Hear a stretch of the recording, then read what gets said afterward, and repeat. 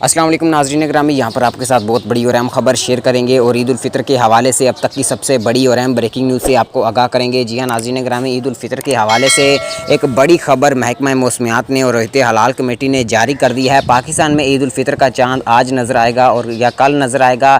आज की इस वीडियो में हम आपको मुकम्मल तफसीलात से आगाह करने जा रहे हैं। इस वीडियो को आखिर तक लाजमी देखते रहिएगा, मुकम्मल इन्फॉर्मेशन इस वीडियो में मौजूद है। वीडियो में आगे बढ़ने से पहले वीडियो को लाइक कर दें।